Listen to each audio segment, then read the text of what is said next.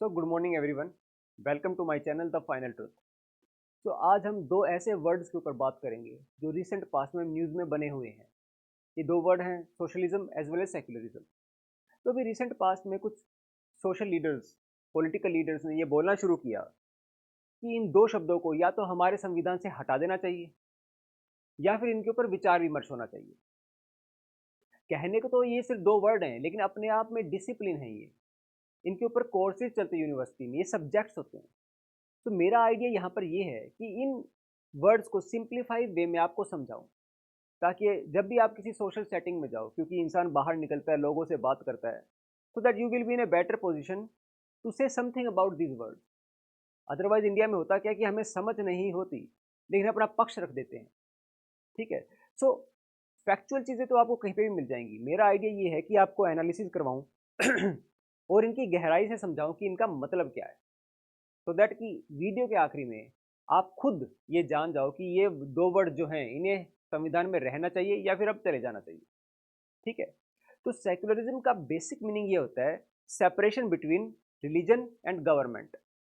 मतलब धर्म और सरकार के बीच में गैप क्रिएट कर दो, ताकि धार्मिक प्रिंसिपल्स जो रिलीजियस प्रिंसिपल हैं वो गवर्नमेंट की पॉलिसीज को इन्फ्लुएंस ना करें।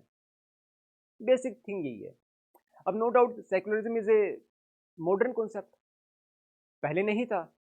अगर आप पुराने टाइम पे देखो, जैसे सम्राट अशोक, अशोक ने बुद्धिज्म को फॉलो किया, तो उसकी पॉलिसीज में कहीं ना कहीं बुद्धिज्म का फ्लेवर दिखता है।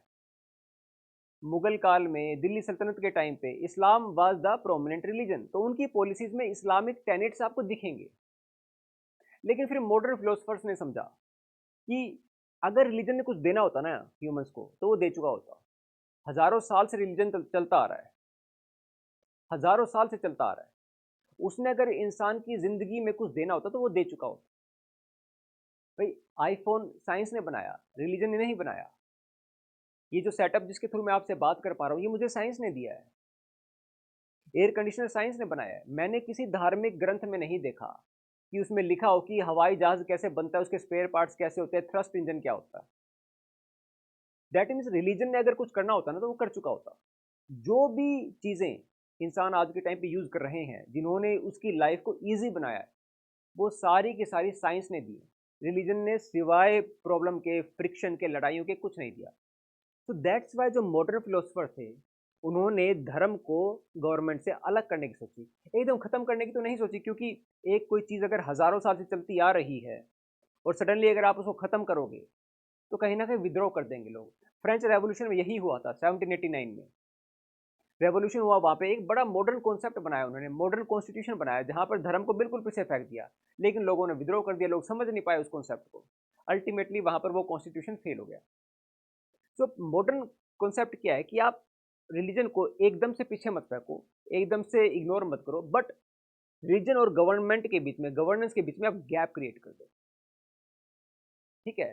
So gap between religion and government. अब बात ये आती है कि कितने टाइप के सेक्युलरिज्म होते हैं। Broadly there are two type of secularism. एक होता है हार्ड सेक्युलरिज्म, हार्ड, और एक होता है सॉफ्ट। अब नाम से क्लियर है, हार्ड सेक्युलरिज्म का मतलब क्या कि ये जो प्रोपोनेंट होते हैं, जो हार्ड सेक्युलरिज्म को फॉलो करते हैं, वो ये कहते हैं कि सरकार को रिलीजन को सपोर्ट तो देना ही नहीं, एट द सेम टाइम उसने ऐसी एक्टिविटीज भी करनी है कि लोग रिलीजन को ना माने। एक तरह से कहे तो रिलीजन को डेटर करते हैं, डिसुएड करते हैं। Example France. भाई फ्रांस में जब तक आप अपने घर में, you are free to do whatever you want to do, कुछ मर्जी करो घर में, कोई समस्या नहीं। लेकिन द मोमेंट आप घर से बाहर निकले, you are a simple citizen of that country, that's it. आपकी यही आइडेंटिटी है। आप कोई रिलीजियस सिंबल भी वहां पर शो नहीं कर सकते, कोई कड़ा, कोई टोपी, कोई माथे पे टिक्का, ऐसा कुछ नहीं। Every one is simple citizen of the country. Hard secularism. लेकिन इंडिया में चलता है सॉफ्ट सेकुलरिज्म। हालांकि 1947 के बाद जब डिबेट हुई रिलीजन के ऊपर, तो नेहरू एक्चुअली में हार्ड सेकुलरिज्म के ही फेवर में था। उसको समझते कि यार रिलीजन ने जो करना था वो कर चुका है, अब कोई फायदा नहीं। तो उसने क्या कहा, जो डैम्स बनाए, जो इंडस्ट्रियल हाउसेज बनाए, तो उसको उन्होंने मॉडर्न टेम्पल बोला, क्योंकि वो एक आइडिया था कि आप पुरानी चीज़ों को छोड़ो और नई की तरफ जाओ। पर गांधी इस ऑब्जेक्टिव से, इस आइडिया से अपने आप को ना इत्तेफाक नहीं रखता था। उसको लगा यार धर्म ने ना बहुत लंबे टाइम से लोगों की ज़िंदगी में इंपॉर्टेंट रोल प्ले किया है, और सडनली अगर धर्म को हमने बिल्कुल पीछे फेंक दिया ना, तो ये लोग कहीं दौड़ा के ना मारे हमें। लोग भूल जाएंगे कि हमने आज़ादी दिलवाई है, तो मारेंगे पक्का। तो इंडिया में क्या चलता है? सर्वधर्म संभाव। सर्व धर्म संभाव, that means government, state will give equal respect, equal promotion to every religion. So एक हार्ड सेकुलरिज्म है कि उसने तो स्टेट तो कुछ करेगा ही नहीं धर्म का। हमारा है सॉफ्ट सेकुलरिज्म, सर्वधर्म संभव, दैट मीन्स स्टेट जो है ना सारे धर्मों को प्रोटेक्ट करेगा, सारे धर्मों को प्रमोट करेगा, सारे धर्मों की सिक्योरिटी करेगा। दैट मीन्स कोई डिस्क्रिमिनेशन नहीं होगा। तो हमारा सेकुलरिज्म का कॉन्सेप्ट ये है। ठीक है, अब बात ये आती है कि किस लिए secularism, why? Because in a multi religious country like India, अब इंडिया में आप देखो 4 धर्म तो इंडिया में सिर्फ पैदा ही हुए हैं, जैनिज्म, बुद्धिज्म, हिंदुइज्म, इस्लामी सॉरी सिखिज्म, इसके अलावा इस्लाम और जोरोआस्ट्रियन, पारसी लोग। दैट मीन्स 6 मेजर रिलीजन के लोग इंडिया में रहते हैं। अब अगर सडनली आप एक रिलीजन को स्टेट का रिलीजन डिक्लेयर कर दो, बाकी 5 कहाँ जाएंगे? उनके मन में तो डाउट हो जाएगा, उनके मन में डाउट हो जाएगा कि कल तक तो हमें सिक्योरिटी थी स्टेट से, आज नहीं है, परसों पता नहीं क्या होगा। दैट मीन्स उनकी कमिटमेंट, एक सोशल कोहेजन होता है, एक सोशल फैब्रिक का कोहेजन होता है, वो बिगड़ जाएगा। वो कॉन्टिन्यूसली सर्वाइवल मोड में रहेंगे, और जब इंसान सर्वाइवल मोड में रहता है तो एफिशिएंसी ऑटोमेटिकली डाउन हो जाएगी, जीडीपी डेवलप नहीं करेगी, जीडीपी कम चली जाएगी आपकी। जहां भी मेजोरिटेरियनिज्म होता है वहां पर एक्सप्लॉयटेशन होता ही होता है। एग्जाम्पल आपके पास बहुत है। सी पाकिस्तान, इन 1947 India and Pakistan were carved out from the same fabric. ऐसा लगता था एक कपड़े का थाना, उसी में से 2 देश बना दिए, सेम ज्योग्राफी, सेम कल्चर, सब कुछ सेम था। लेकिन उनके हालात देखो क्या है। Pakistan is a failed state, और इंडिया आज दुनिया की 5th लार्जेस्ट इकोनॉमी बना हुआ है। वाई? Because of secularism. जैसे सेकुलरिज्म का कॉन्सेप्ट आया, सबने मिल के काम किया, किसी को डर नहीं था, तो जब मिल के काम किया तो ऑटोमेटिकली आपकी डेवलपमेंट हो जाती है। बुद्धिज्म को तो बड़ा पीसफुल रिलीजन माना जाता है। श्रीलंका में देखो क्या हुआ, जैसे ही बुद्धिज्म को स्टेट रिलीजन डिक्लेयर किया गया, तो सिन्हालिस बुद्धिस्ट थे, उन्होंने तमिल माइनॉरिटीज के ऊपर बहुत अत्याचार किए। बताओ, जो पीसफुल रिलीजन है उनके लोगों ने भी एक्सप्लॉयटेशन किया। मिडिल ईस्ट में देखो, एक धर्म है, एक धर्म इस्लाम, 50 देश हैं। इंडिया में आपको सारे धर्म मिल जाएंगे, फिर भी एक देश है। This is the beauty of secularism. इसीलिए जब वो पहले कहते थे ना 1947 में, European powers, that it is the festival of few years, वो ये समझ ही नहीं पा रहे थे कि यार इतने डाइवर्स लोग इकट्ठे रह ही नहीं पाएंगे, लेकिन हमने करके दिखाया। वाई? सेक्युलरिज्म। और मोर ओवर, अगर आप सेक्युलरिज्म को हटा भी दोगे आप, और आपने इन 6 में से किसी एक रिलीजन को स्टेट का रिलीजन डिक्लेयर कर भी दिया, क्या हो जाएगा? सैटेलाइट का कॉन्स्टिलेशन इंडिया का जो है वो डबल हो जाएगा, एयरक्राफ्ट कैरियर 10 हो जाएंगे, आपकी सैलरी 5 गुना हो जाएगी, पेट्रोल डीजल आधा हो जाएगा। क्या हो जाएगा? कुछ नहीं होने वाला है। एक आम आदमी की जीवन में कोई इंप्रूवमेंट नहीं होने वाली। कुछ प्रॉब्लम बेशक आ जाए, टॉप के 0.01 या 0.02% लोग हैं ना, जो कॉर्पोरेट, जो पॉलिटिशियंस हैं, उनको बेनिफिट होगा, सिर्फ उनको। और मोर ओवर एक ना स्लिपरी स्लोप फिनोमेना होता है। स्लिपरी स्लोप आपने ऐसा देखा होगा ना, झूला ढलान, आपने द मोमेंट पहला पैर यहाँ पे रखा, इमीडिएटली डाउन। ऐसा कभी होगा कि आपको लगे मैं 4-5 स्टेप जा लेता हूँ, उसके बाद अगर मजा नहीं है तो वापस ऊपर जाऊंगा? हो ही नहीं सकता, ग्रेविटी अपने आप ले जाएगी नीचे आपको। तो सिमिलर यहाँ पे है। जब आपका एटीट्यूड एक बार नेगेटिव हो जाता है, किसी इंसान का एटीट्यूड अगर एक्सप्लॉयटेटिव हो गया, आप उसको कैसे रोकोगे? अभी वो दूसरे धर्म में डिस्क्रिमिनेशन कर रहा है, मान लो दूसरे धर्म वाले हटा दिया आपने, फिर वो अपने धर्म में वर्ण सिस्टम के अंदर को डिस्क्रिमिनेशन करेगा। मान लो दूसरे वर्ण वाले भी हटा दिए, फिर वो अपने वर्ण में गोत्र सिस्टम में डिस्क्रिमिनेशन करेगा। बिकॉज एटीट्यूड जो डिस्ट्रक्टिव हो जाता है, आप उसको कैसे रोकोगे? स्लिपरी स्लोप फिनोमेना, नीचे, बिल्कुल नीचे चला जाएगा सोसाइटी। और more over in this society which is highly immature, और इमेच्योरिटी का लेवल बढ़ता ही जा रहा है। अब जो नई जनरेशन आ रही है, ऐसा नहीं कि दे आर मोर मैच्योर, वो और इमेच्योर होते जा रहे हैं। You see these people, generation Z, gen Z, 97 98 के बाद पैदा हुए बच्चे, they are unaware about the realities, they are living in the reels world, not in the real world. अभी इंडियन एक्सप्रेस की एक न्यूज आई है, कि इंस्टाग्राम के ऊपर सबसे ज़्यादा लाइक किया हुआ पोस्ट पता है कौन सा है? 18 मिलियन लाइक आए हैं किसके ऊपर? विराट कोहली और अनुष्का शर्मा के बेबी अनाउंसमेंट के ऊपर। ये तो इश्यूज हैं इनके। 18 मिलियन लाइक, विक्की कौशल की शादी, कैटरीना की शादी, आलिया कपूर की शादी, इनके ऊपर आ रहे हैं मिलियंस ऑफ लाइक। और वहीं पे इंडियन एक्सप्रेस की एक और पोस्ट था जिसके ऊपर जीडी के ऊपर इतना इतना ब्रिलियंट एक्सप्लेनेशन दी हुई थी इन्होंने, 50 लाइक थे उसके ऊपर। ये तो हाल है इनके। Now these kind of people जो हवा में जिंदगी जी रहे हैं, उनको अगर आपने मेजोरिटेरियनिज्म की घुट्टी और पिला दी, they will bring chaos in this society. और टू प्रिवेंट दैट, उसको रोकने के लिए सेकुलरिज्म की जरूरत होती है, because it is a cohesive force, ये सबको जोड़ता है। अब ये बात हमारे फाउंडिंग फादर्स को पता थी जिन्होंने संविधान लिखा, इसीलिए उन्होंने सेकुलरिज्म को इनकॉर्पोरेट किया, उसके प्रोविजंस को इनकॉर्पोरेट किया, ताकि जो आपकी प्राइमोर्डियल आइडेंटिटीज होती हैं, आपका कास्ट, आपका religion, region, language, sex, culture, race, सब पीछे छूट जाए and you are just a common citizen of this country. यही आपकी आइडेंटिटी है, that's it. So no doubt secularism is a very important concept. अब दूसरे पे आते हैं सोशलिज्म। सोशलिज्म, अब लोग सोशलिज्म और कम्युनिज्म में कंफ्यूज कर जाते हैं। हालांकि इन दोनों का ऑब्जेक्टिव सेम ही है, लेकिन अप्रोच डिफरेंट है। ये दोनों ही ये चाहते हैं कि रीडिस्ट्रीब्यूशन ऑफ वेल्थ हो, रीडिस्ट्रीब्यूशन। अभी एक जीडीपी वाले वीडियो में मैंने आपको बताया था कि ऑक्सफैम की रिपोर्ट है कि टॉप 1% इंडियंस के पास 40% वेल्थ है।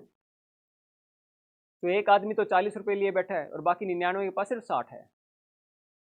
दैट मीन्स इनइक्वालिटी बहुत ज़्यादा है, इनइक्वल डिस्ट्रीब्यूशन ऑफ मनी। तो ये दोनों जो सोशलिस्ट और कम्युनिस्ट बात तो यही करते हैं कि इक्वालिटी होनी चाहिए, सबको समानता मिलनी चाहिए और रीडिस्ट्रीब्यूशन ऑफ वेल्थ करो आप, लेकिन अप्रोच डिफरेंट होता है।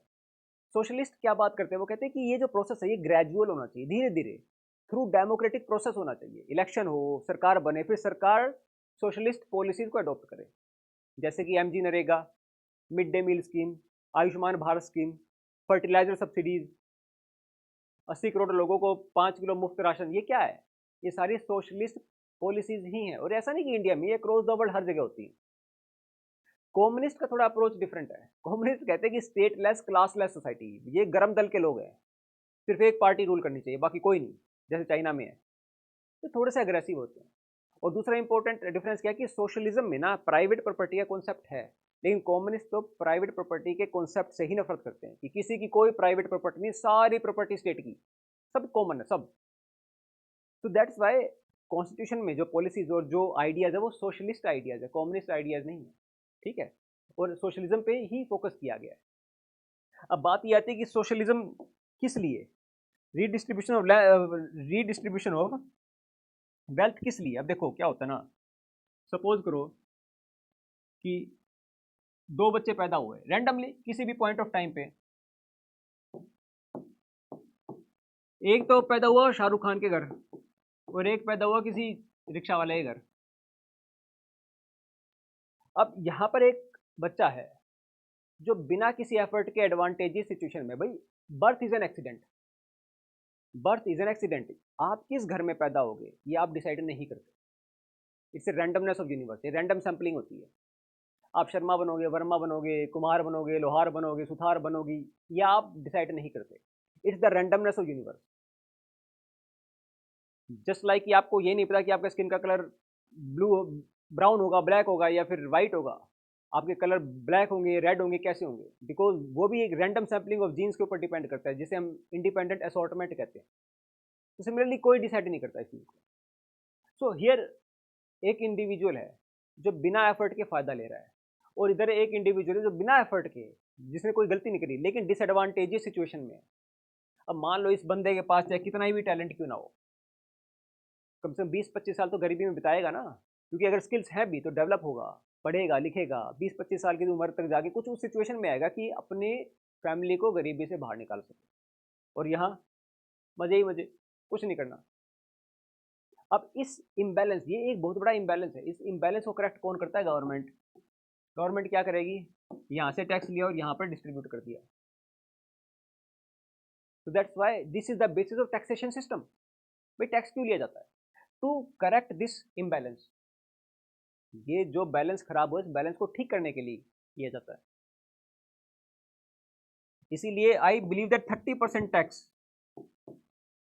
Above 50 lakh everyone should pay that. जो भी है, जो हाई एंड लोग हैं उनको पे करना चाहिए, बिकॉज ये आपका डेट है, ये आपका कर्ज है जो यूनिवर्स लेगा आपसे।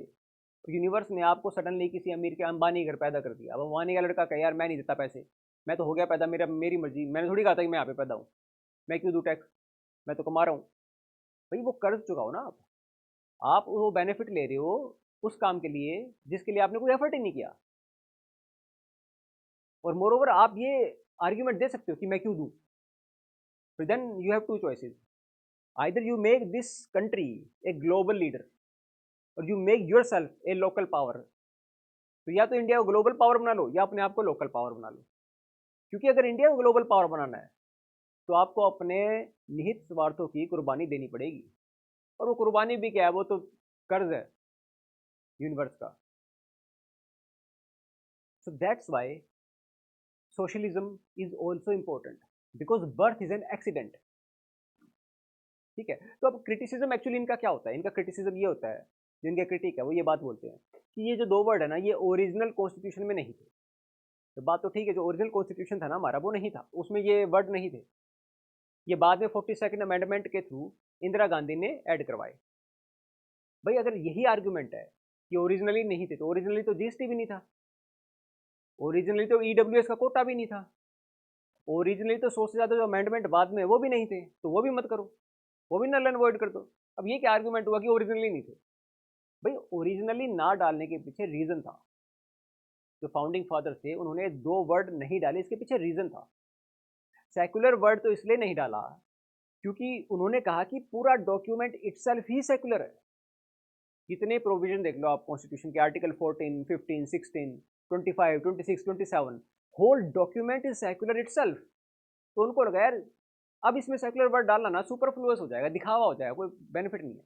अब से फॉर एग्जांपल आपने नाम लिया विराट कोहली, तो इमीडिएटली आपके दिमाग में क्रिकेटर आया, आपको ये बोलने की जरूरत नहीं Virat Kohli is a cricketer, because उसका पूरा कैरियर क्रिकेट का रहा है। क्या कोई ऐसा आदमी होगा जो विराट कोहली का नाम सुनते बास्केटबॉल को याद करेगा?